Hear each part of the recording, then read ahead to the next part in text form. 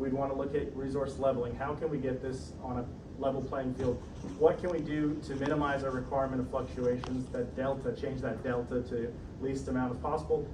So we want to apply uniformity as much as possible here, attempt to keep the project schedule within the time frame, right? We promised the customer X days, we're telling them this many days there's a problem.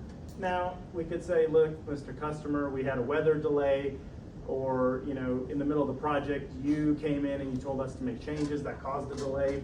This all possible, but assuming that it wasn't anything to do with the customer and that Mother Nature didn't affect it and there was no acts of God, we have to take ownership. Like I said, you got to own that and take ownership of it and make corrective actions. Maybe you delay the start of some non-critical activities, take that positive slack. If you guys remember from last class, negative and positive, wherever we may have some positive slack, some extra overflow, bring it in and be able to do some corrective actions. This is where a information system, so if you have a computer-based system, they can actually do, I don't want to say better than a human, but it may find some opportunities with looking at the calendar, looking at the task, looking at the time to optimize our schedule. Because we're gonna have to make up time. So if it's delayed beyond slack in the critical path, the project will be delayed beyond required completion time.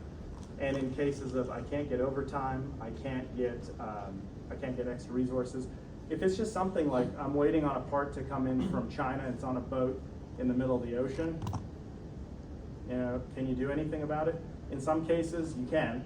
I mean, you could say, well, I'm gonna FedEx, give them my overnight account, put it on air freight, send it to us. If it's that critical, sometimes you do it. I'll give you a story.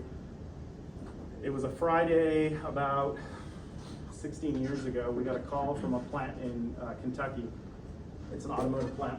I won't tell you which one it is, but they had one of our pieces of equipment on a laser machine. How are you? Alive. All right, welcome back. We missed you. I'll bring you some stuff. So it basically was Friday afternoon late, and their machine went down. And it's a big robotic laser cell, and Health and Safety has the ability to shut down an entire line. They shut it down. And the guy says, we need a machine and we need it brought up right away. And I said, well, it's Friday at 3 o'clock. We're leaving at 4:30. He said, we are going to charter a private plane. We're